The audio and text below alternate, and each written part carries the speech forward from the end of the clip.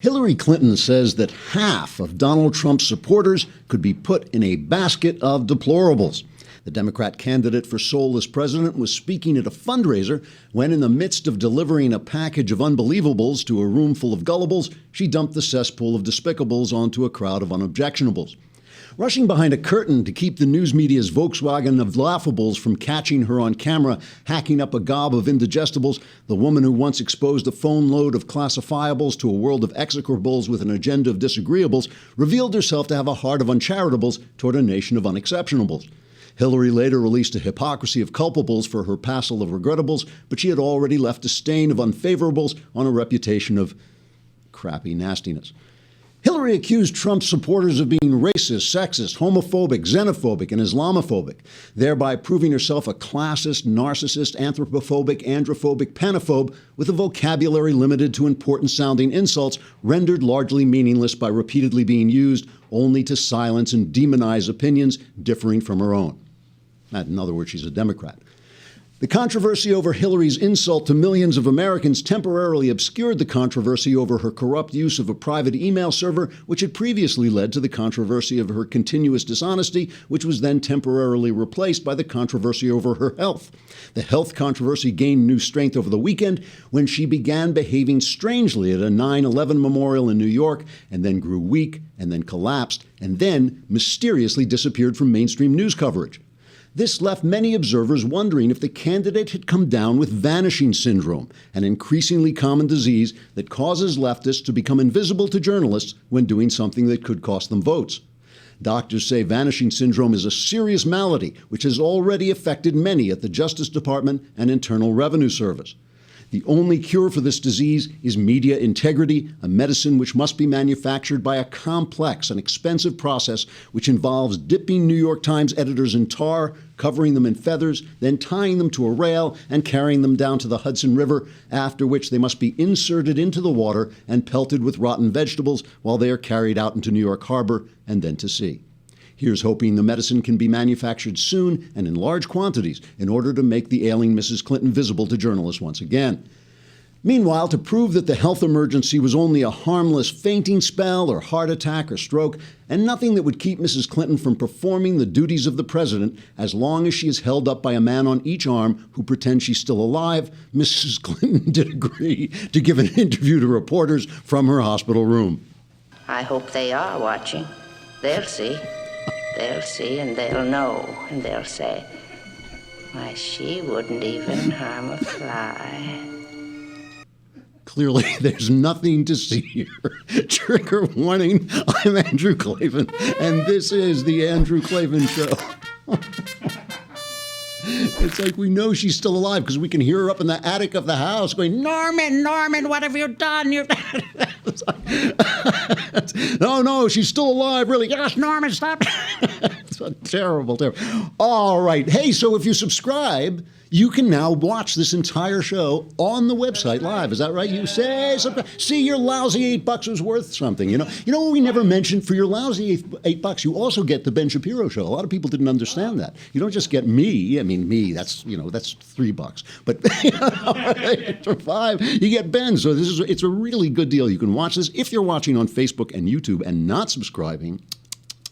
Then, after 15 minutes, you are plunged into the exterior darkness where there is great wailing and gnashing of teeth. But you can come over to the Daily Wire and listen to the rest, or download us on SoundCloud or iTunes, and then subscribe, because not only do you get me and Ben, you also get to contribute to the mailbag, which is Wednesday. And Wednesday show, we will answer all your questions, and then you will have no more questions, and life will be a breeze.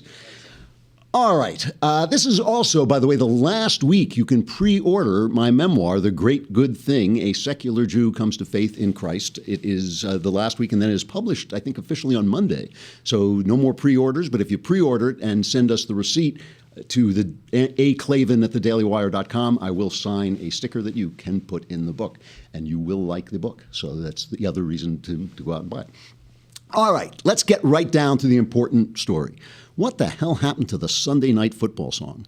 I mean, it used to be, it used to be great, and Faith Hill sung it, who is sexy as could possibly be. Then they put Carrie Underwood, who's cute, she's not as sexy, but okay, they wanted Carrie Underwood. Now they have this tuneless, horrible song, and she creeps around like she's an insect of some sort. It's terrible. Anyway, all right, the real stuff. I wake up. I never sleep, so I guess it's Sunday is 9/11, right? So Sunday I wake up 6 o'clock in the morning. I'm looking at the Twitter feed, and somebody says Hillary Clinton just collapsed. So I immediately go to the news sources. Nothing. Go to the news sources for an hour. Nothing. Fox News starts saying, Hillary Clinton, yes, did have some kind of medical incident. Go to all the other news sources. Zippo. Nothing. I mean, nothing for hours. This is blacked out completely. And even then, they're downplaying. And when you take a look, this is raw footage. No reporters got this. This is just somebody who was at the 9/11 memorial down at where the trade centers used to be. What do they call it? Ground Zero. And she's taken to her car. Here's the video, the raw cut. She's leaning against the traffic guides on the sidewalk. A woman is holding her up. And two guys try and take her into the car that's come up, and man, she drops. I mean, she really goes down. She goes down on her knees. Someone has said that some piece of metal comes out of her pants. Nobody knows what that is. It is dramatic. I mean, it is really dramatic. You would think this thing would be red lighted everywhere. I mean, just breaking news. This is a major presidential candidate. Nothing. So now they're saying she has pneumonia. She was taken to Chelsea's apartment, and she came out later and waved to the crowd. So she waves to the crowd. First, she hugs a child. If she has pneumonia, she just killed the kid. Are you feeling better? Yeah, she hugs this little girl. And then, Are you feeling better? Yes, thank you very much.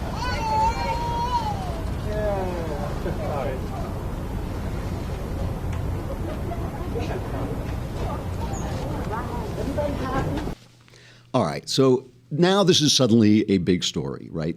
And all this time, those of us on the right who thought something was wrong with her were conspiracy theorists and all this stuff. And let me just be clear. I know some of you are going to be ticked off that I say this. I'm not wishing ill to Hillary Clinton or her health, and I'm not making fun of it or anything like that.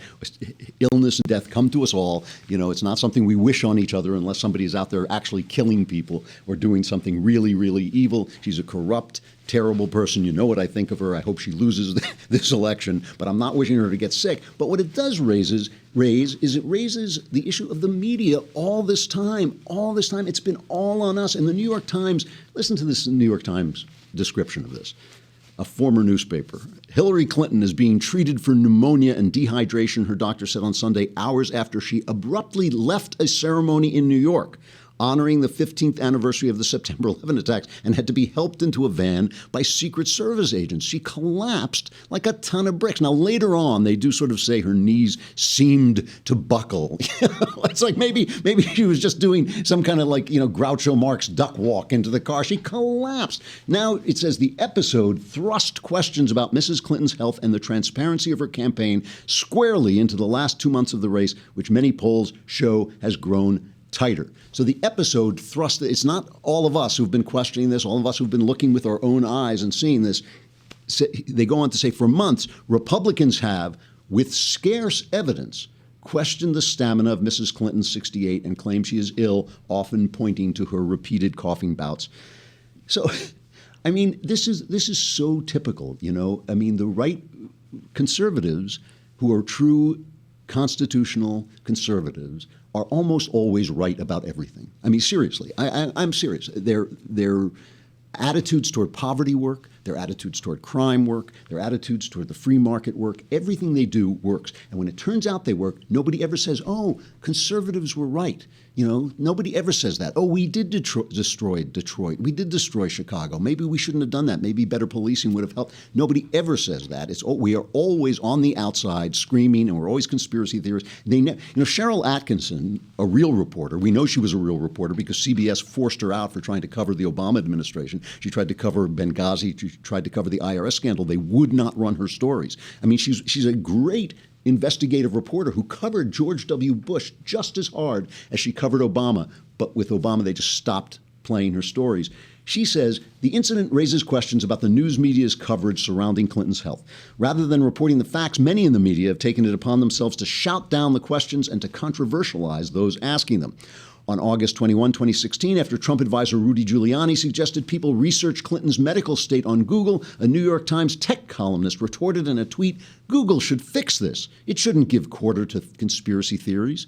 This is a tweet from a New York Times tech reporter. In other words, the columnist was advocating that a conspiracy be committed to stop people from researching Clinton's health, which he labeled a conspiracy. Many others in the media also chimed in using the conspiracy theory moniker. It's designed to convince the public to tune out the discussion in much the same way as other common astroturf terms, such as debunked, bonkers, tinfoil hat, shoddy, discredited, quack, bogus, denier, and crank. And she just goes on to list all the people on the left, and not just on the left. NBC News calls it, we were mainstreaming conspiracy theories about Hillary Clinton's health, okay? So the fact is, we were right. Something is wrong with her. Now they're saying it's pneumonia. Pneumonia comes and goes, but pneumonia is also a secondary infection a lot of times. You get sick, and then pneumonia is what carries you off, but you're already been weakened by something else. So it's very hard to know what exactly is going on because they lie all the time. And one more important point about this. Donald Trump did not say anything stupid. And I think that is worth noting in all seriousness. It's worth noting because before 9/11, before any of this happened, I was taking bets on whether he could get through 9/11, leaving this out without saying something utterly ridiculous, without saying something that would make you cringe. And not only did he, here in this thing that sprung up, this emergency that came out of nowhere, he wished her well. He said, I hope she's back on the campaign trail soon. And he made no comment. He handled himself very well. And that indicates something, that he has learned something. He is not the candidate. I don't think this guy 4 or 5 weeks ago would have been quite as on top of it as he was now. So I just want to point out, there's an article by Heather McDonald, our friend Heather Mack from City Journal and the Manhattan Institute, who's been just following Black Lives Matter and exposing all the lies they tell and exposing all the terrible results. And she writes a piece about Chicago and the fact that 92 people, this is still on the subject of Clinton's health, but just a digression for a minute. 92 people were shot dead in Chicago in the month of August. Okay, this is a tragedy unfolding in one of our greatest cities. Chicago is one of the great cities of the world, let alone our country. And because of Black Lives Matter and because of corrupt Democrat governance, people are being gunned down. And guys, these are children. These are children on the street. These are guys raking the leaves on their lawn who are being blown away. 10-year-olds doing their homework, kids playing on the street. Gangsters are blowing them away in the city. And one of the reasons is because Black Lives Matter has ginned up so much hostility to the police. The police aren't showing up. There are 3 gangs in Chicago who have sworn a pact to kill police officers. So the police are pulling back. And so at the end of this article, Heather McDonald says, the ideal solution to Chicago violence would be for more at-risk boys to be raised by their mother and father. Until that happens, the only hope for law-abiding residents of Chicago's high-crime areas is that police regain control of the streets. Now, whenever you talk about this stuff, people say, well, you don't understand what it's like to be black in America. And that is true. I do not understand viscerally what it's like to be black in America. What I do understand is what it's like to be human everywhere. And for human beings, it is a universal rule.